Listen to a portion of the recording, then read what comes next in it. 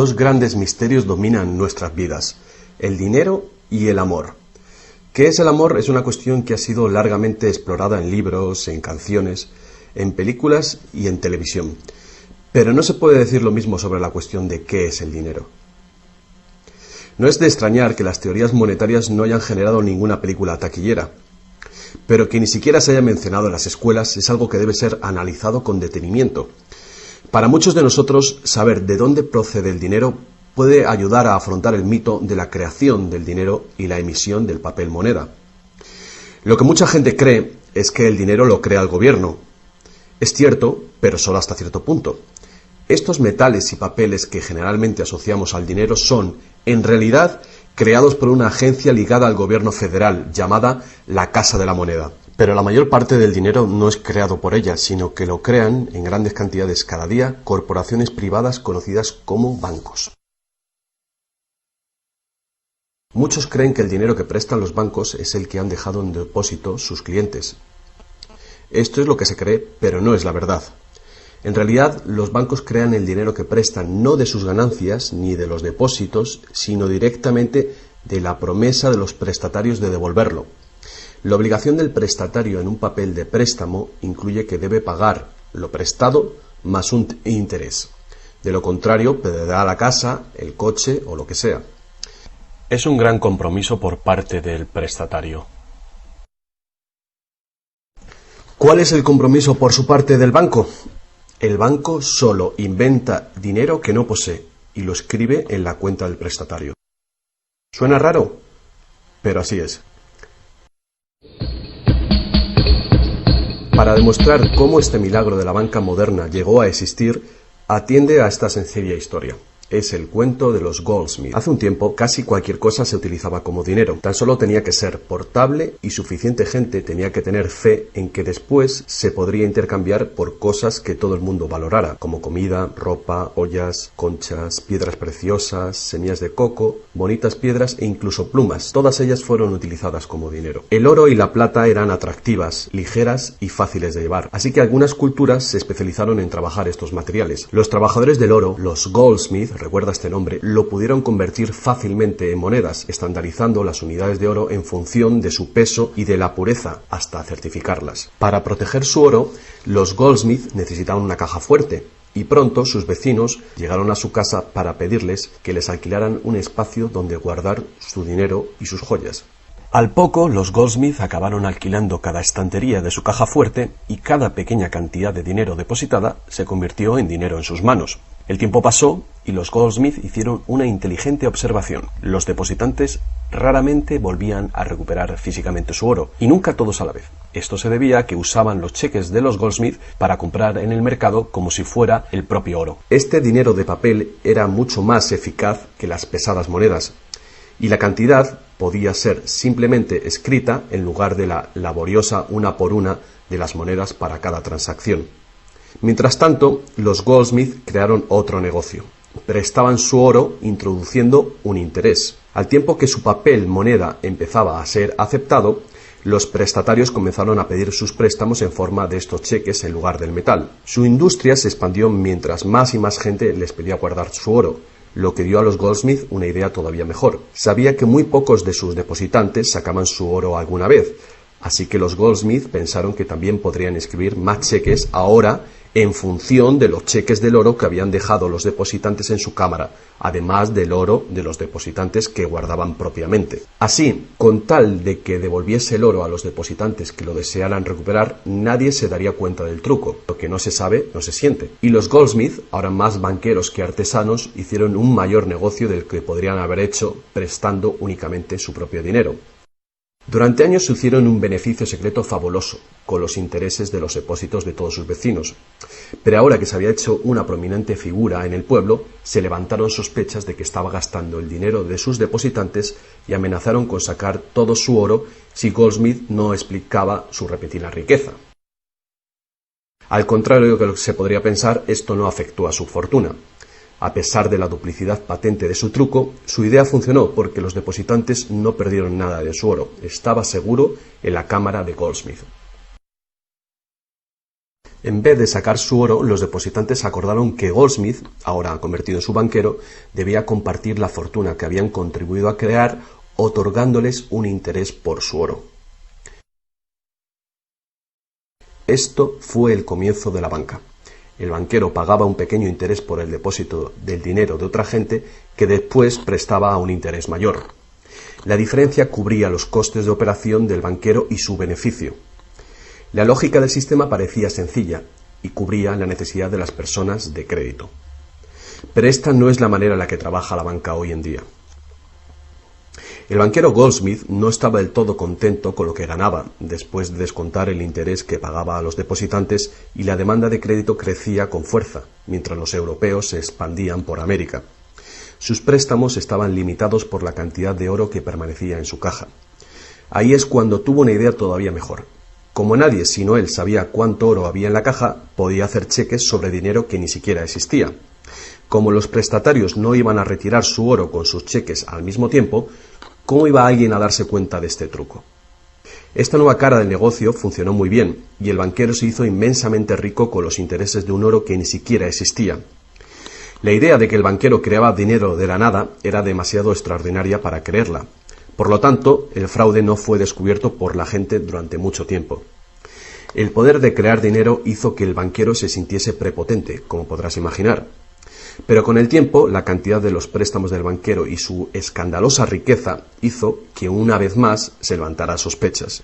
Algunos clientes empezaron a reclamar su oro en lugar de la representación en papel. Los rumores se propagaron y todos los demás depositantes acudieron reclamando su oro. El juego se acabó. La marea de propietarios de cheques intentando recuperar su oro creó largas colas, y el banquero no tenía oro y plata suficiente para devolver a sus legítimos propietarios. Esto se llama el pánico de los ahorradores, y es lo que todo banquero teme que suceda. Este fenómeno puede suceder en un determinado banco, pero afecta a la confianza del público en todos los demás banqueros. Todo hubiera sido mucho más fácil si, antes que nada, se hubiera prohibido la creación del dinero desde la nada. Pero las grandes cantidades de crédito eran esenciales para la expansión de los países europeos. Así que, en lugar de prohibir esta práctica, fue legalizada y regulada. Así que los banqueros acordaron poner límites a la cantidad de dinero fraccionado que pudieran hacer. El límite sería mucho mayor que el verdadero valor del oro y plata depositados. Lo normal era $9 artificiales por $1 en oro, es decir, real. Estas disposiciones fueron controladas mediante inspecciones por sorpresa. También se acordó que, en caso de un crack financiero, los bancos centrales apoyarían a los locales con inyecciones de dinero en oro. Solo si cracks en diferentes bancos al mismo tiempo se produjeran y la burbuja de créditos del Banco Central explotara, el sistema podría hacerse añicos y destruirse.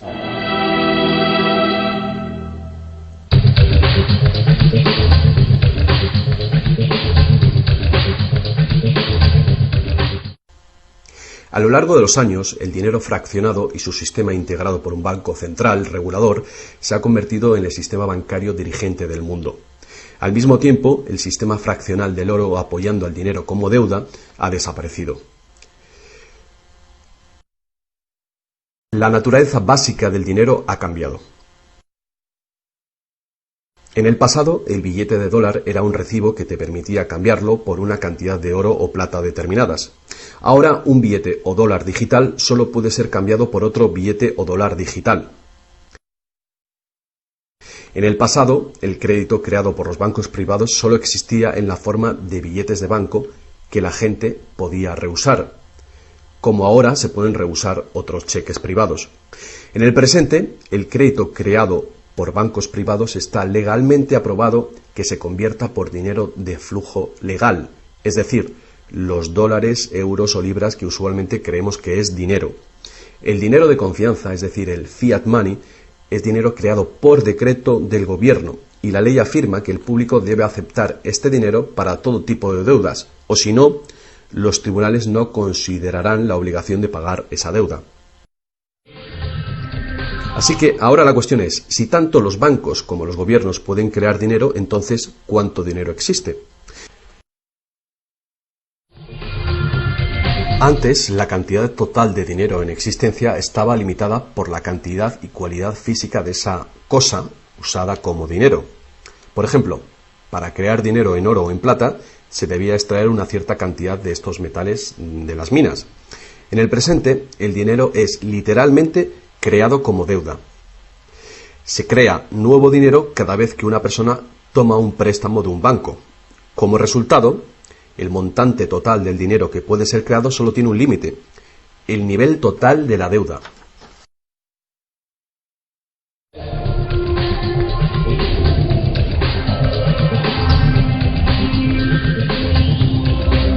Los gobiernos ponen una disposición adicional para limitar la creación de dinero, imponiendo reglas conocidas como requerimientos fraccionales de la reserva. Son arbitrarias en su misma esencia. Estos requerimientos varían de un país a otro y de un tiempo a otro. En el pasado se obligaba a los bancos a tener al menos $1 en oro por cada $10 creados. Hoy en día, la proporción ya no tiene relación con el dinero actualmente en depósito, sino con el dinero creado a su vez de la deuda creada sobre el dinero en depósito en el banco.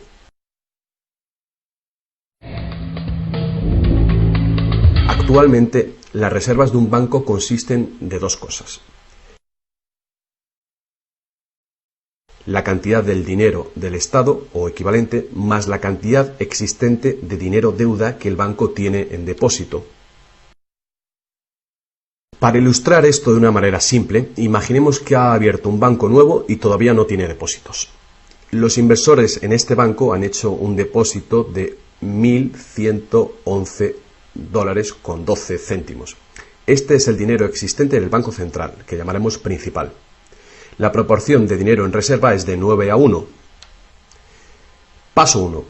Las puertas se abren y el banco da la bienvenida a su primer cliente. Necesita $10.000 para comprar un coche. Con la proporción de 9:1, el nuevo banco necesita que el Banco Central le permita crear 9 veces esa cantidad, o $10.000, desde la base de la deuda contraída por la solicitud de préstamo del cliente. Esos $10.000 no se sacan de ningún lado. Es nuevo dinero simplemente tecleado en un ordenador como crédito del banco en la cuenta del cliente. El cliente tiene que firmar ese crédito para conseguir el dinero para comprarse el coche. Paso 2.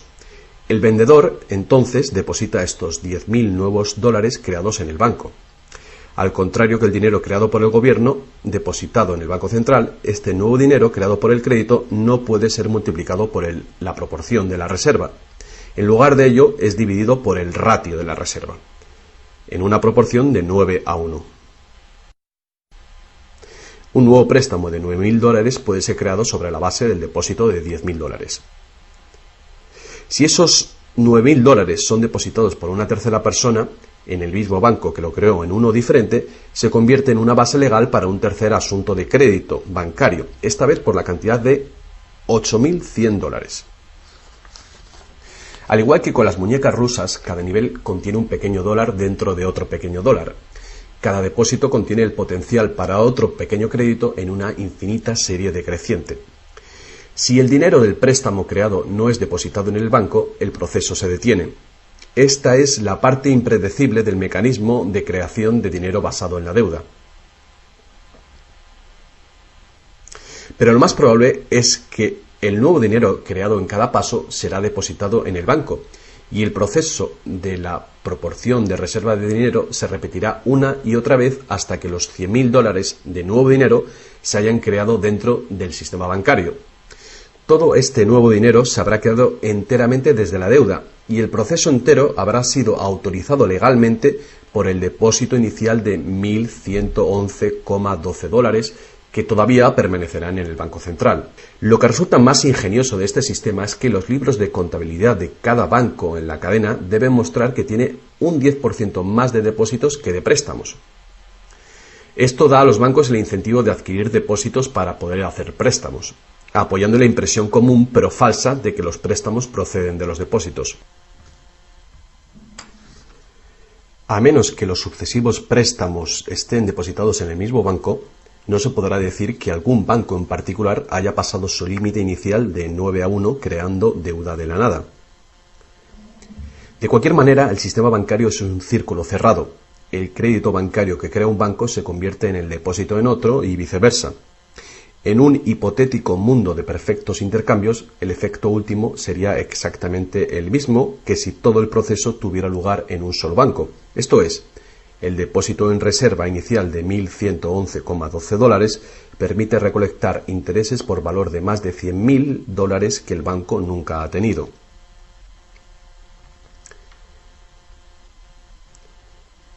Si esto te resulta extraño, atiende esto. En tiempos recientes, como resultado de la presión de los lobbies bancarios, los requerimientos para hacer un depósito de reserva en el Banco Central prácticamente han desaparecido en la mayoría de los países.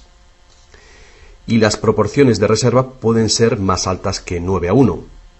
Para algunas cuentas, 20-1 y para otras, 30-1 son comunes. E incluso más recientemente, usando tarifas para los préstamos y así aumentar los ratios de requerimientos de reservas de los clientes, los bancos ahora han encontrado una manera de eludir las limitaciones de los requerimientos de la reserva fraccionaria por completo. Así que cuando las reglas son complejas, el sentido común real es bastante simple. Los bancos pueden crear tanto dinero como nosotros podemos pedir prestado.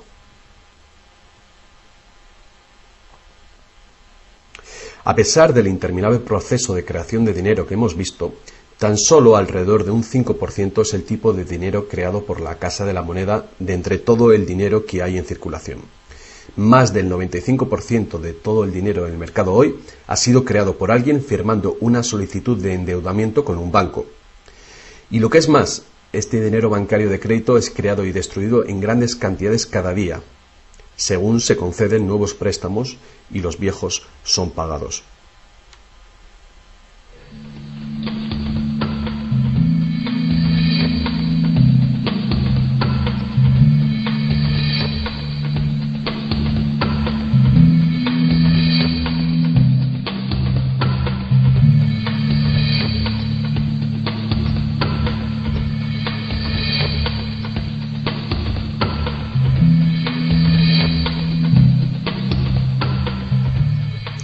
Los bancos solo pueden ejecutar este sistema del dinero con la participación activa del gobierno. Primero, porque los gobiernos emiten leyes de divisas para hacer legal la moneda de confianza nacional, el fiat money. Segundo, porque los gobiernos permiten créditos privados para que sean pagados en esta moneda de curso legal. Y tercero, porque los tribunales estatales dan vigor a las deudas. Por último, los gobiernos aprueban regulaciones para proteger el funcionamiento del sistema monetario y su credibilidad ante el público sin hacer nada para contar a la ciudadanía de dónde procede el dinero. La verdad desnuda es que cuando firmamos la solicitud de una hipoteca o de un préstamo, nuestra firma promete un pago avalado por los bienes que daremos si no conseguimos pagarlo. Y estas son las únicas cosas de verdadero valor envueltas en la transacción. Cualquiera que crea que cumpliremos con la obligación la puede considerar como un bien o valor intercambiable o vendible. Es una deuda y por lo tanto una forma de dinero.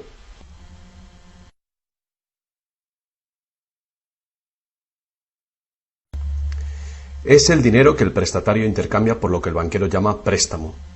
Así que un préstamo en el mundo real quiere decir que el prestamista debe tener algo que prestar. Si tú necesitas un martillo, prestarte la promesa de un martillo que no existe no te va a servir para nada.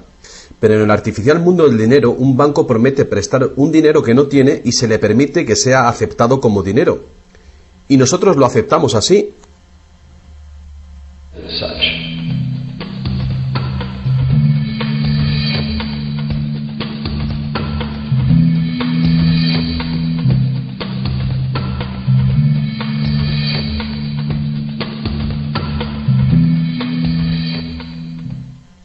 Una vez que el prestatario firma la solicitud de préstamo, el banco lo consigna como una transacción en su ordenador, con unas cuantas claves, escribiendo una deuda del prestatario con el banco.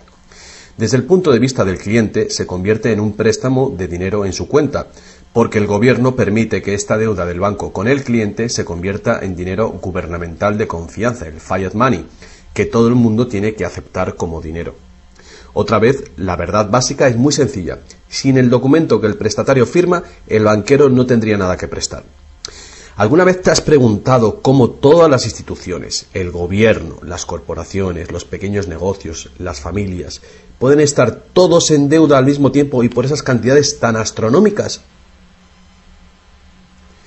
¿Alguna vez te has preguntado cómo puede haber tanto dinero al mismo tiempo para prestar? Bien, ahora ya lo sabes. No lo hay. Los bancos no prestan dinero, simplemente lo crean de las deudas, y esa deuda es potencialmente ilimitada, tanto como la emisión de moneda. Y la situación opuesta también es verdadera. ¿No es asombroso que a pesar de la increíble riqueza de recursos, de innovaciones y productividad que nos rodean, casi todos, desde los gobiernos hasta las compañías y los individuos, estén en graves deudas con los banqueros? Si la gente se parara a pensar cómo esto puede suceder, ¿cómo puede ser que la gente que produce la verdadera riqueza en el mundo estén en deuda con aquellos que únicamente prestan el dinero que representa la riqueza? Todavía más alucinante es que una vez que te das cuenta de que el dinero en realidad es deuda, nos damos cuenta de que si no hubiera deuda, no habría dinero.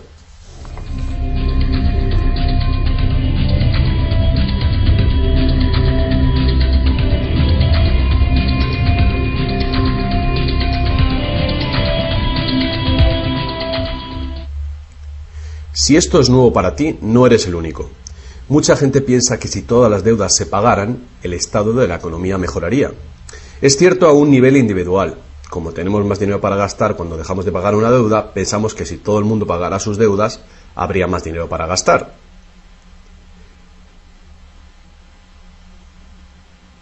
Pero la verdad es justamente la contraria. No habría dinero de ningún tipo. Así es.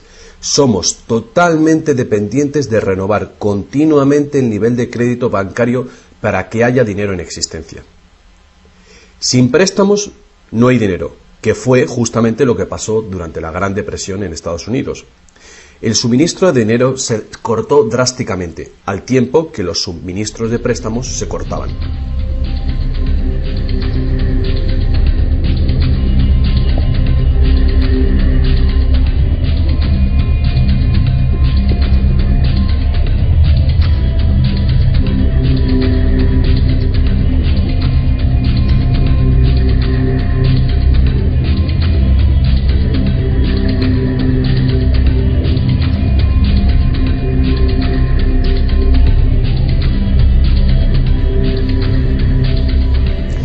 Pero eso no es todo.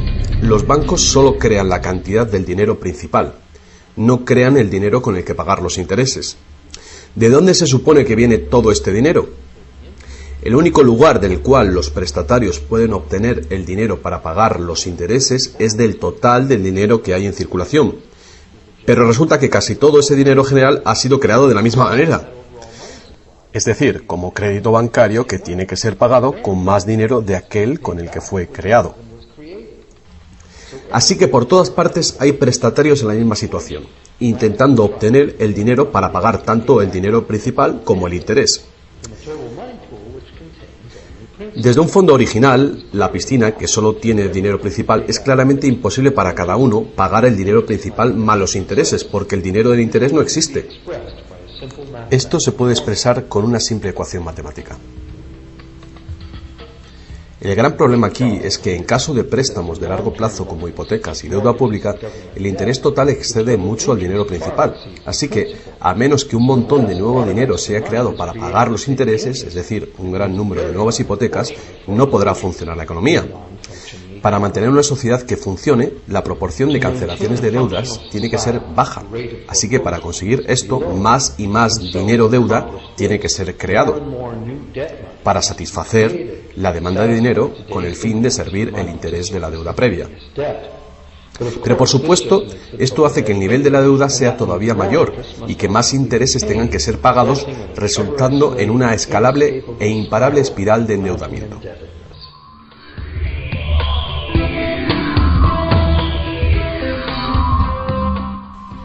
Tan solo el lapso de tiempo entre el dinero creado procedente de los nuevos préstamos y su devolución evita la bancarrota del sistema entero. De cualquier manera, el increíble monstruo del crédito que se hace más y más grande necesita que se cree más y más dinero de deuda para alimentar el sistema y cada vez se hace más urgente. ¿Por qué los intereses son tan bajos? ¿Pueden los intereses bajar más? ¿Por qué nos ofrecen insistentemente tarjetas de crédito en el correo? ¿Por qué el gobierno americano gasta más rápido que nunca? ¿Es posible que el sistema colapse por completo y con él el sistema monetario? Las personas racionales deben preguntarse, ¿se puede sostener esto indefinidamente? ¿No es inevitable el colapso?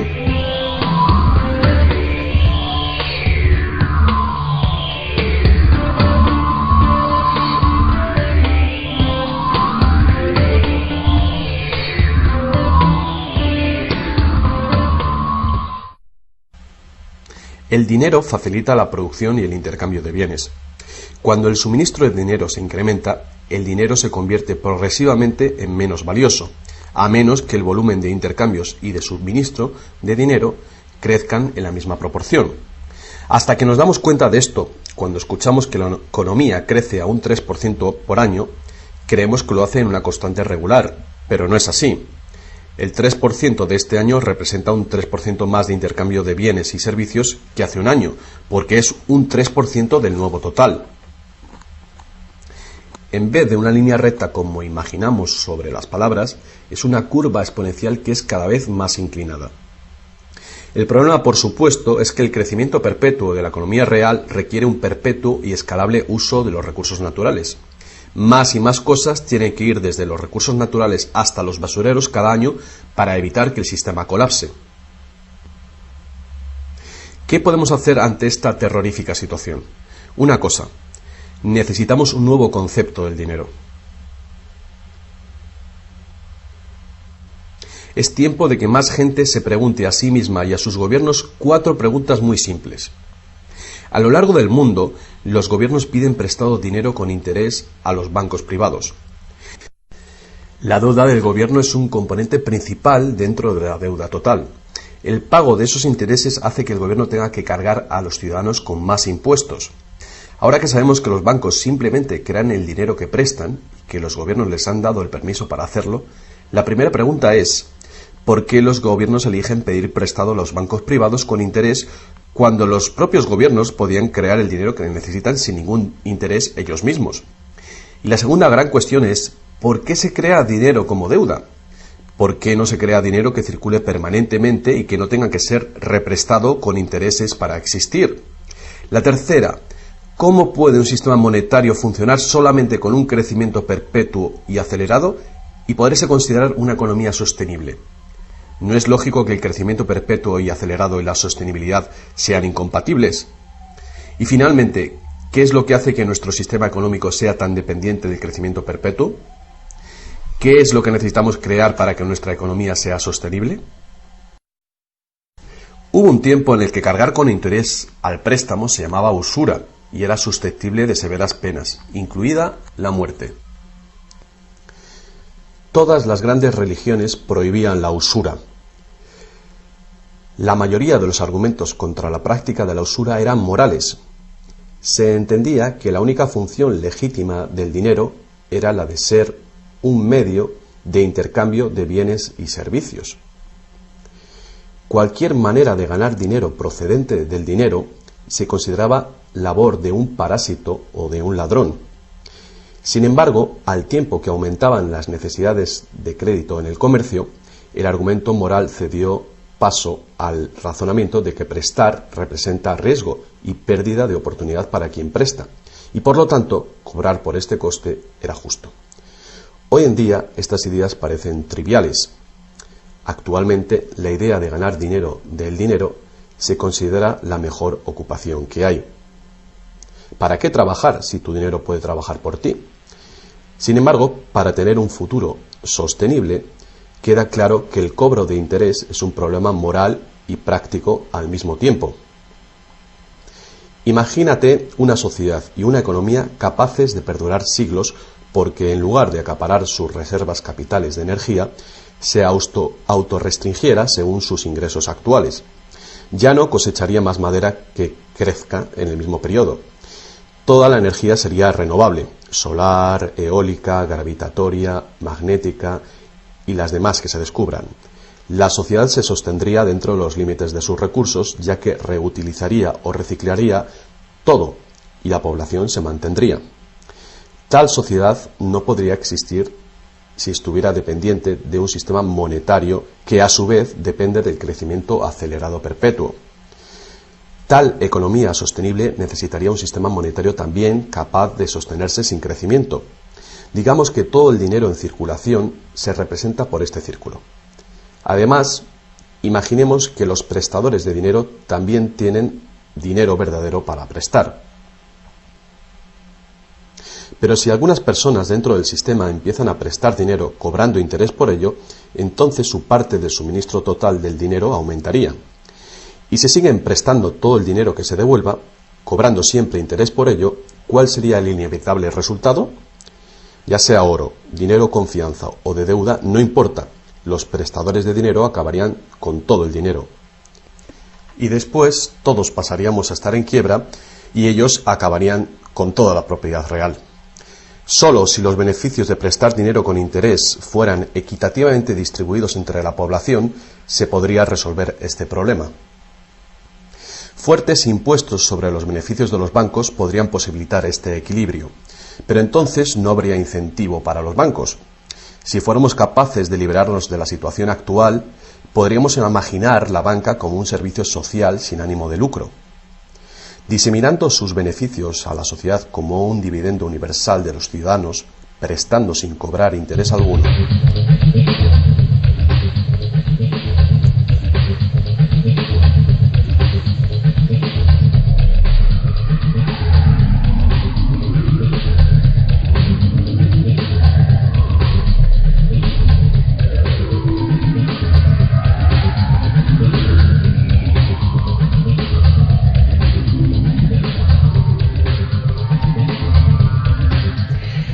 Si es la naturaleza fundamental del sistema lo que causa los problemas, correcciones al propio sistema jamás resolverán los problemas.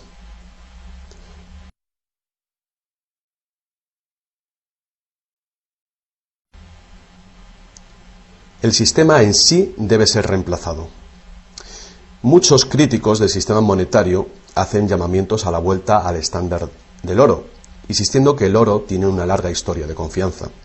Pero ignoran las muchas trampas que se puede hacer con el oro: limar las monedas, alterar el metal, monopolizar el mercado, todas prácticas habituales en la antigua Roma que contribuyeron a su caída. Algunos defienden la plata por ser más abundante que el oro y así más difícil de monopolizar.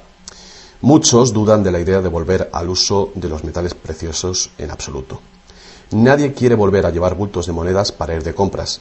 Es cierto que el dinero de papel, el plástico, el digital o más probablemente dinero de identidad biométrica tendría el mismo potencial de crear dinero de crédito sin límite, igual que tenemos ahora.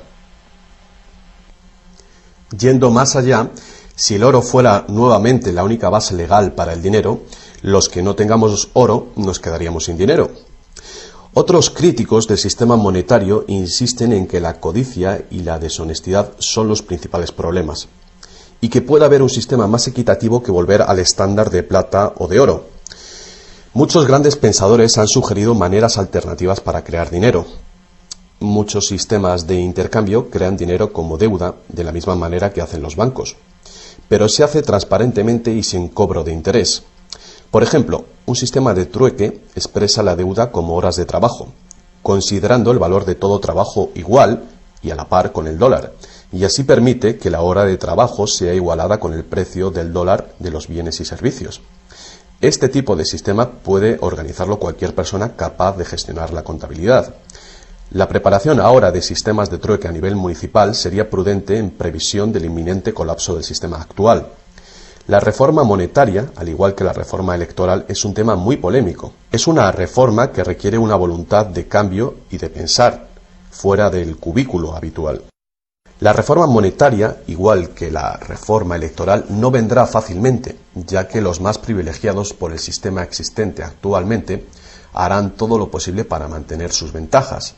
Ahora que hemos visto que el dinero es solo una idea y que en realidad el dinero puede ser cualquier cosa que concebimos, os presento un único sistema monetario para tu consideración. Este modelo está basado en sistemas que funcionaron bien en el pasado, sistemas en Inglaterra y en Estados Unidos que fueron destruidos por los banqueros Goldsmith con su sistema de reserva fraccional. Para crear una economía basada en dinero libre de interés, el dinero puede ser creado y gastado por el gobierno creando infraestructuras para la economía, tales como carreteras, puentes, ferrocarriles, puertos y mercados públicos. Este dinero no sería creado como deuda, sino como valor. Este valor serían las infraestructuras que pagaron con ello. Si este nuevo dinero proporciona más comercio, requiriendo su uso, no produciría inflación alguna. En el caso de que los gastos gubernamentales sí causaran devaluación o inflación, habría dos posibilidades para resolverlo. La inflación es equivalente a un impuesto plano sobre el dinero. No importa si el valor del dinero se devalúa en un 20% o si el gobierno nos quita con impuestos un 20%. El efecto en nuestro poder adquisitivo es el mismo. De esta manera, la inflación, en lugar de impuestos, podría ser políticamente aceptable con tal de que sea debidamente empleada. El gobierno podría contrarrestar la inflación recaudando impuestos y eliminando este dinero del mercado. Así reduciría el suministro de dinero y restauraría su valor. Para controlar la deflación, la caída de precios y sueldos, el gobierno sencillamente gastaría más dinero. Con la ausencia de la creación de dinero de deuda, el gobierno tendría más control del suministro del dinero del país y el público sabría a quién echar la culpa. Los gobiernos ascenderían y caerían según su capacidad para conservar el valor del dinero.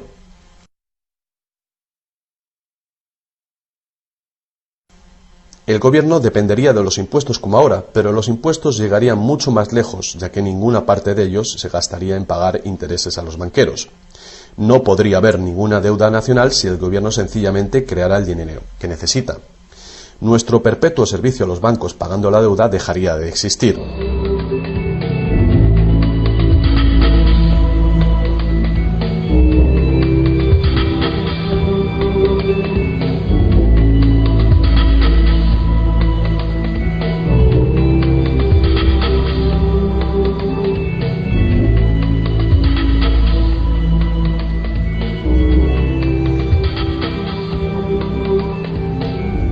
Lo que no nos han enseñado es que democracia y libertad son, de hecho, una forma ingeniosa de dictadura económica.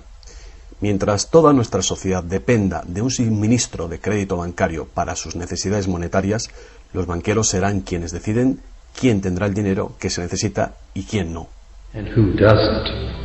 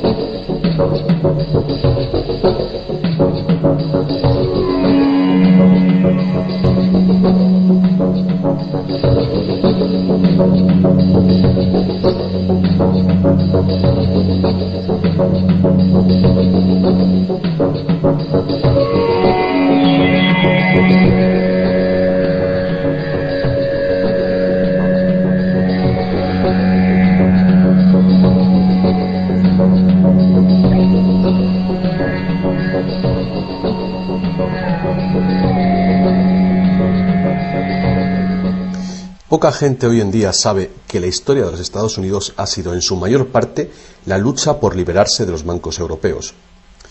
Esta lucha llegó a su fin en el año 1913, cuando el presidente Wilson ratificó el Acta de la Reserva Federal, permitiendo así al cártel de banqueros internacionales controlar el dinero de Estados Unidos.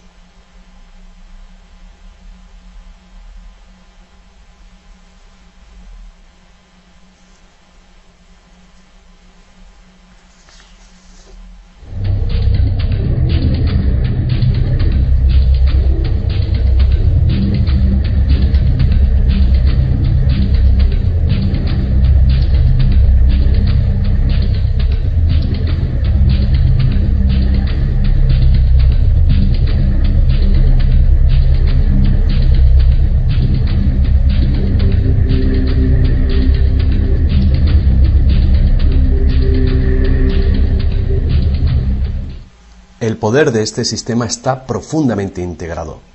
También lo está el silencio del tema entre los medios de información y en la educación. Hace años, un primer ministro canadiense hizo una encuesta entre centenares de personas, no economistas, especialistas altamente formados y personas de a pie. La encuesta reveló que ni un solo encuestado tenía un conocimiento preciso de cómo se crea el dinero. De hecho, descubrió que hasta los empleados bancarios ni siquiera habían contemplado alguna vez el asunto. ¿Y tú? Have you?